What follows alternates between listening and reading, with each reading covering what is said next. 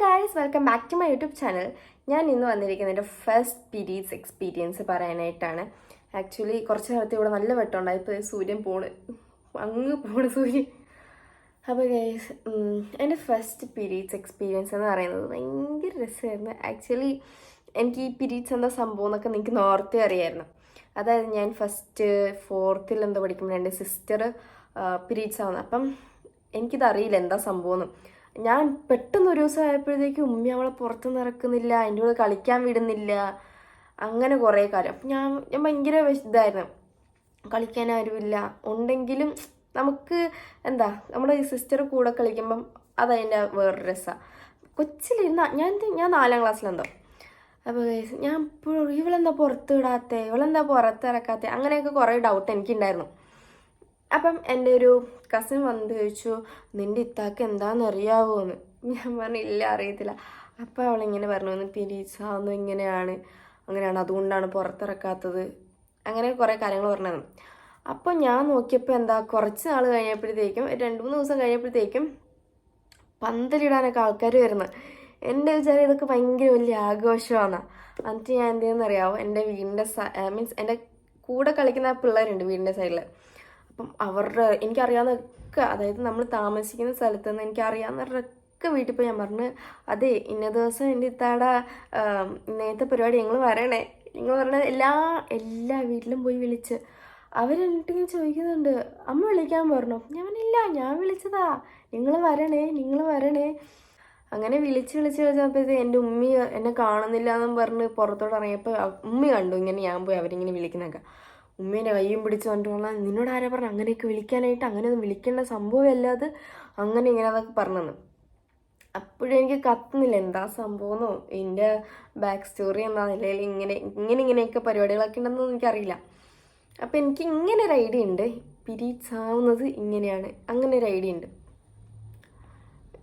പിന്നെ എനിക്ക് തോന്നുന്നു ഞാൻ 7th പഠിക്കുമ്പോഴാണ്, 7th സ്റ്റാർട്ട് ഹാഫായി, അതായത് 7th പകുതിയൊക്കെ ആയപ്പോഴാണ് ഞാൻ ഫസ്റ്റ് പീരീഡ്സ് ആവുന്നത്. അപ്പോഴത്തെ എൻ്റെ ഇത്താക്കും അതുപോലെ തന്നെയായിരുന്നു, അവളും 7th ഞാനും 7th. അപ്പം ഞാൻ പീരീഡ്സ് ആകുമ്പം എനിക്ക് തോന്നുന്നു എൻ്റെ ഇത്തായി ഞാൻ ട്യൂഷൻ വിളിക്കാൻ പോകും. കുറച്ച് ദൂരം ഉമ്മയും ഞാനും കൂടെ പോയി ട്യൂഷൻ വിളിച്ചിട്ട് വരണേ. ട്യൂഷൻ വിളിച്ചിട്ട് വരുമ്പോൾ കുഴപ്പമൊന്നുമില്ല, ഭയങ്കര തുള്ളിച്ചാടിയൊക്കെ ഉണ്ടാക്കുക. അപ്പോൾ ആ സമയത്ത് ഉമ്മേനൊക്കെ പറയും, അധികം ഇളകൊന്നും വേണ്ട, അധികം തുള്ളുമൊന്നും വേണ്ട, പയ്യ ഇളക്കൊച്ചേ, അങ്ങനെ ഇരിക്കുവച്ചേ എന്നൊക്കെ പറയും. അപ്പം ഞാൻ അറിയുന്നില്ല എന്താ സംഭവം. മേ ബി ഇവർക്ക് അറിയാമായിരിക്കും ഈ ഒരു ഏജ്, ചിലപ്പം പാരമ്പര്യം ആയതുകൊണ്ടായിരിക്കാം.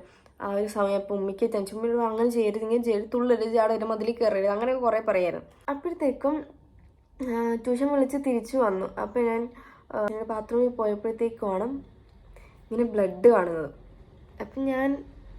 അപ്പം സത്യം പറയാമല്ലോ, എനിക്കറിയില്ല, സത്യം പറഞ്ഞാൽ ഞാൻ ബ്ലഡ് കണ്ടപ്പം ഞാൻ ഇതേപോലെ ഹാപ്പി ആയൊരു ദിവസമില്ല. കാരണം എന്താ, എൻ്റെ മനസ്സിൽ അവൾക്ക് പീരീഡ്സ് ആയ ടൈമിൽ ഹോർലിക്സ്, ബൂസ്റ്റ്, നിറച്ച സാധനങ്ങൾ തിന്നാൻ, സ്വീറ്റ്സ്, അത് ഇത്, ചിക്കൻ, മട്ടൺ, ഇതൊക്കെ കിട്ടിയിട്ടുണ്ട്. എൻ്റെ അറിവിൽ, എൻ്റെ കണ്ണിൽ ഞാൻ കണ്ടിട്ടുണ്ട്. ഞാനും തിന്നു വരുന്നത്, ഇവൾക്ക് കൊടുക്കണ സാധനം ഇടയ്ക്ക് ഞാനെടുത്ത് തിന്നായിരുന്നു. അപ്പോഴത്തെ എൻ്റെ മനസ്സിൽ പോയി ആ സാധനം, സ്വീറ്റ്സ്, ഹോർലിക്സ്, ബൂസ്റ്റ്, ബോൺവിറ്റ, അത് ഇത് ഫുഡ്, കുറേ ആൾക്കാർ, കുറേ ഗിഫ്റ്റ്, അതൊക്കെയായിരുന്നു എൻ്റെ മനസ്സിൽ ബ്ലഡ് കണ്ട സമയത്തുള്ള എൻ്റെ ഒരു റിയാക്ഷൻ. അപ്പോൾ എനിക്ക് സന്തോഷമായി, നമുക്ക് ഗിഫ്റ്റ് കിട്ടുന്നു, കുറേ കഴിക്കാൻ കിട്ടുന്നു, ചോക്ലേറ്റ്, അത് ഇതൊക്കെ കിട്ടുന്നു, കുറേ ആൾക്കാർ കാണാൻ വരുന്നു, കാശ് തരുന്നു, ഇതൊക്കെയായിരുന്നു എൻ്റെ മനസ്സിലപ്പം. എന്നിട്ട് ഒന്നും അറിയത്തില്ല, ഉമ്മി ഓടി വാ, ഉമ്മി ഇതിങ്ങനെ ബ്ലഡ് കണ്ടു ഉമ്മി എന്ന് പറഞ്ഞ് വിളിച്ചപ്പോൾ ഉമ്മി പറഞ്ഞ് കൊള്ളാം. അപ്പം ഉമ്മിനെ വെച്ച് ഡ്രസ്സിൽ എന്തെങ്കിലും ആയി ഞാനില്ല, എനിക്ക് ചെറിയ ഇങ്ങനെ സ്പോട്ട് പോലെ ഉണ്ടായിരുന്നുള്ളൂ. അപ്പം ഞാൻ കൊള്ളാം ഇങ്ങനെയൊക്കെ പറഞ്ഞു. അപ്പം വേറൊരു രസം, എനിക്ക് സ്കൂളിൽ പോകണ്ട, പിറ്റേന്ന് ഒരാഴ്ചത്തേക്ക് എനിക്ക് സ്കൂളിലേ പോകണ്ട. അതൊക്കെയായിരുന്നു എൻ്റെ ഹാപ്പിനെസ്. പീരീഡ്സ് ആയ സമയത്തുള്ള എൻ്റെ ഹാപ്പിനെസ് അതൊക്കെയായിരുന്നു. ചോക്ലേറ്റ്, സ്വീറ്റ്സ്, പുതിയ ഗിഫ്റ്റ്, ഡ്രസ്സ്, പിന്നെന്താ കുറേ തിന്നാൻ കിട്ടും, അതൊക്കെയായിരുന്നു. പിന്നെ സ്കൂളിൽ പോകണ്ട, ഇതൊക്കെയായിരുന്നു എൻ്റെ ഹാപ്പിനെസ് ആ സമയത്ത്. അപ്പം എനിക്കെന്നാൽ ബമ്പർ അടിച്ച ലോട്ടറി അടിച്ച പോലെയായിരുന്നു എനിക്ക്. അങ്ങനെ ഞാൻ ഓടിത്തുള്ളിയൊക്കെ നടന്നപ്പോഴത്തേക്കും സത്യം പറഞ്ഞാൽ എനിക്ക് വയറുവേദന എന്താണെന്ന് അറിയത്തേ ഇല്ലായിരുന്നു ആ സമയത്ത്. എനിക്ക് ഒരു പെയിനും ഇല്ലായിരുന്നു, ഒന്നുമില്ല. എന്നിട്ട് പീരീഡ്സ് ആയ സമയത്ത് രണ്ടാമത്തെ ദിവസമൊക്കെ ആയിരുന്നു തോന്നും. ആൾക്കാർ നമ്മളിങ്ങനെ കാണാൻ വരുമല്ലോ. അപ്പോഴേക്കും ഞാൻ ചിലപ്പോൾ ഒക്കെ ഡൈനിങ് ടേബിളിൻ്റെ പുറത്തായി. അപ്പോൾ എല്ലാവരും പറയും, ഈ കൊച്ചെന്താ ഇങ്ങനെയൊക്കെ കയറിയിരിക്കുന്നത്, ഇറങ്ങാൻ പറ, ആ കൊച്ചിന് അങ്ങനെയല്ലേ ഇങ്ങനെയല്ലേ എന്നൊക്കെ എന്നെ കുറേ പറഞ്ഞിട്ടുണ്ട്. അപ്പോഴേക്കും ഞാൻ ഇതെന്താ ഇങ്ങനെ അങ്ങനെയൊക്കെ ഉണ്ടോ. ഒരു മിനിറ്റായിരുന്നു, കോള് വരുന്നു. നമ്മളിവിടെ എന്ന് പറഞ്ഞ് നിർത്തി എനിക്കൊന്ന് ടേബിളിൻ്റെ പുറത്ത് കയറിയിരിക്കാം. അത് കഴിഞ്ഞിട്ട് നമുക്കൊരു ചടങ്ങുണ്ടല്ലോ, ഈ 7 ദിവസം കഴിയുമ്പോൾ നമുക്കൊരു ചടങ്ങില്ലേ, എന്താ ഇങ്ങനെ ആൾക്കാരൊക്കെ വന്നിട്ട് എന്തൊക്കെയോ ചെയ്തിട്ട് ഒരു ഫങ്ഷൻ പോലെയൊക്കെ വെക്കുമല്ലോ. അതിന് എനിക്ക് ഡ്രസ്സ് എടുക്കണം. അപ്പോൾ ഡ്രസ്സ് എടുക്കാൻ അവർ പോയി എടുത്തിട്ട് വന്നതൊന്നും എനിക്ക് ഇഷ്ടപ്പെടുന്നില്ല. ജന്മം ചെയ്ത് എനിക്ക് ഇഷ്ടപ്പെടത്തില്ല, എൻ്റെ വീട്ടുകാർ എടുത്തിട്ടൊന്നും എനിക്ക് ഇഷ്ടപ്പെടുന്നില്ല.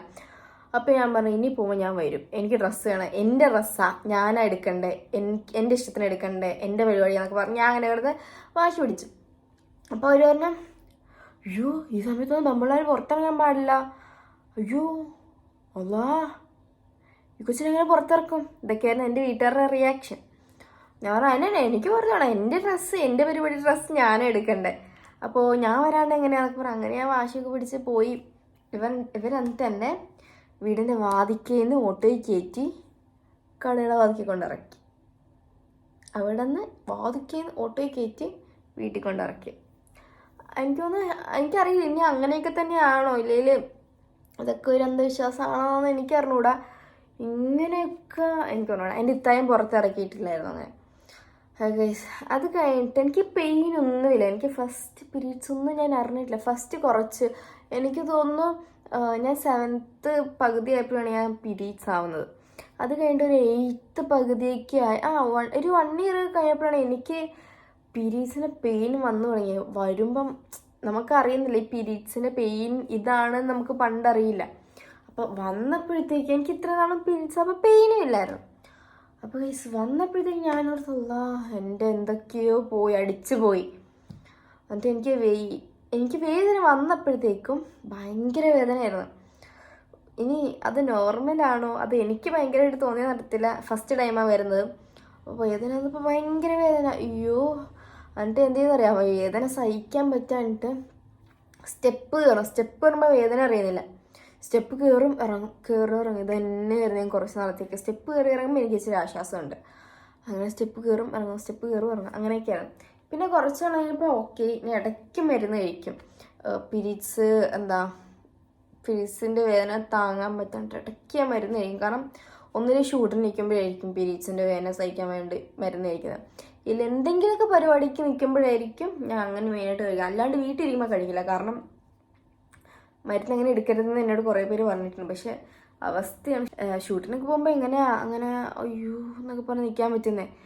ഷൂട്ടിനൊക്കെ എപ്പോഴും നല്ലൊരു പ്ലസൻറ്റ് ഫേസ് വേണം. അപ്പോഴത്തേക്കും ഞാൻ മരുന്നൊക്കെ കഴിച്ച് നൈസായിട്ട് അഡ്ജസ്റ്റ് ചെയ്ത് നിൽക്കും. പിന്നെ കേസ് ഞാൻ പറഞ്ഞു, ഞാൻ കഴിഞ്ഞ വീഡിയോയിലൊരു സപ്ലിമെൻ്റൽ കേൾക്കുമെന്ന്, അതും ഞാൻ കേൾക്കാറുണ്ട്. ഞാൻ എയർപോർട്ട് വെച്ചിട്ടാണ് കേട്ടോണ്ടിരുന്നത്. അപ്പം എയർപോർട്ട് വെച്ച് കേട്ടോണ്ടിരിക്കുന്ന സമയത്ത് ഇച്ചിരി ആശ്വാസമുണ്ട്. അത് കഴിയുമ്പോൾ കുറച്ച് നമുക്ക് പിന്നെ ആ വേദന വരും, പിന്നെ ഞാൻ കേൾക്കും. അങ്ങനെയൊക്കെയായിരുന്നു. മരുന്ന് എപ്പോഴും എടുക്കാൻ പാടില്ല. ചില ഷൂട്ടിന് പോയാൽ നമ്മളറിയുന്ന ആൾക്കാരുണ്ടാവും, അപ്പോൾ അതില്ല മരുന്ന് കഴിക്കില്ല, മരുന്ന് ഇല്ല, നിനക്ക് മരുന്ന് വാങ്ങിത്തരില്ല, നിനക്ക് മരുന്ന് അങ്ങനെയും ചെയ്തില്ല എന്ന് പറയും. അങ്ങനെയൊക്കെ പറയുമായിരുന്നു. അപ്പം ഒരു വഴിയില്ലാത്തതുകൊണ്ട് ഞാൻ ഈ സപ്ലിമെൻറ്റ്സ് ഇരുന്ന് കേൾക്കും, വേറെ വഴിയില്ലല്ലോ. അപ്പോൾ ഗൈസ് ഇതൊക്കെയാണ് എൻ്റെ പീരീഡ് സ്റ്റോറി. പിന്നെ ഗൈസ് എനിക്ക് എൻ്റെ ഓർമ്മയിൽ എക്സാമാണ്, എനിക്ക് മിഡ് ടേമോ അങ്ങനത്തെ എക്സാം ആയിരുന്നു. എക്സാമിൻ്റെ ടൈമിലാണ്. പിന്നെ എക്സാം എഴുതണ്ട, ക്ലാസ്സിൽ പോകണ്ട. ക്ലാസ്സിൽ പോകുമ്പോൾ ഒരു പ്രത്യേക ഭംഗിയായിരിക്കുമല്ലോ. ഈ ഒരാഴ്ച നമ്മൾ വീട്ടിലിരുന്ന് ഇറങ്ങുമ്പോൾ ഒരു പ്രത്യേക ഭംഗിയായിരിക്കുമല്ലോ. അപ്പോൾ അതൊക്കെ വെളുത്ത് ഇനി ചെക്കന്മാരെയൊക്കെ വളയ്ക്കാം എന്നൊക്കെയായിരുന്നു. അന്ന് എനിക്ക് നമ്മുടെ എല്ലാവരുടെയും മനസ്സ് അങ്ങനെയാണെന്ന് തോന്നുന്നു. അയ്യോ ഇനി ആ ചേട്ടനെന്നൊക്കെ അയ്യോ ഇങ്ങനെയൊക്കെ ഞാൻ കുറേ കാണിച്ചിട്ടുണ്ട്. ബസ് സ്റ്റാൻഡിലൊക്കെ കുറേ പരിപാടികൾ കുറേ അലമ്പ് ആക്കിയിട്ടുണ്ട്. എന്താ പറയുക, കുറേ അലമ്പ് ചെയ്തിട്ടുണ്ട് ഞാൻ. അതിപ്പോൾ ഒന്നും മെനക്കൊന്നും ഓർക്കുന്നില്ല. കുറേ ചെയ്തിട്ടുണ്ട് ഞാനും എൻ്റെ ഫ്രണ്ട്സൊക്കെ കൂടെ ആയിട്ട്. പണ്ട് എനിക്കൊരു വിക്ടറി ചേട്ടൻ ഉണ്ടായിരുന്നു. അതെന്താ സംഭവം എന്ന് വെച്ചാൽ നമ്മൾ സ്കൂളിൽ നിന്ന്, നമ്മുടെ ഗേൾസ് സ്കൂളാണ്. അപ്പോൾ ഗേൾസ് സ്കൂളിൽ നിന്ന് ഇറങ്ങി, ഈ ഗേൾസ് സ്കൂളും ബോയ്സ് സ്കൂളും ഏകദേശം അടുത്തടുത്താണ്. അപ്പോൾ ബോയ്സ് സ്കൂളിലെ ചെക്കന്മാരും നമ്മുടെ ഗേൾസ് സ്കൂളിൻ്റെ വാതിക്കലാണ് ബസ് സ്റ്റോപ്പിലെ അവിടെ വരും. അവിടെ നിന്നാണ് ബസ് കയറി പോണേ. അപ്പോൾ ഒരു ചേട്ടനുണ്ട്. ഒരു ദിവസം ഞാൻ ഇങ്ങനെ സ്കൂളിൽ നിന്ന് ഇറങ്ങി നടന്ന് ബസ് സ്റ്റോപ്പിലേക്ക് പോവാം. ബസ് സ്റ്റോപ്പിലേക്ക് പോകുമ്പം ഒരു ബസ് ഇങ്ങനെ പാസ് ചെയ്ത് പോയപ്പം ഞങ്ങളിങ്ങനെ ബസ്സിൻ്റെ ബാക്കിലേക്ക് നോക്കി എന്തൊക്കെയോ എനിക്ക് അന്നത്തെ എന്തൊക്കെയോ ഒരു വട്ടത്തരമെന്ന് വേണം പറയാം. അന്നൊക്കെ എന്തൊക്കെയോ കാണിച്ചപ്പം ഞങ്ങളിങ്ങനെ ചിരിച്ചു. ബസ്സിന് എന്തോ പറയുകയാണെങ്കിൽ ചിരിച്ചപ്പോഴേ ഒരു ചേട്ടൻ ഇങ്ങനെ. അപ്പം ഞങ്ങൾ അങ്ങനെ ആ ചേട്ടൻ എല്ലാ ദിവസവും ആ ചേട്ടനെ കാണുമായിരുന്നു. എന്നിട്ട് പുള്ളിക്കാരി ഇങ്ങനെ വിത്തിറടിക്കും, ഞങ്ങൾ തിരിച്ച് വിത്തിറടിക്കും. അങ്ങനെ കുറേ നാൾ പോയി. പിന്നെ അല്ലാണ്ട് കുറേ അല്ലറച്ചില്ല കുറേ സ്റ്റോറീസൊക്കെ ഉണ്ട് കേസ്. അതൊന്നും പറയുന്നില്ല, പറഞ്ഞാൽ ഞാൻ നാണം കെടും.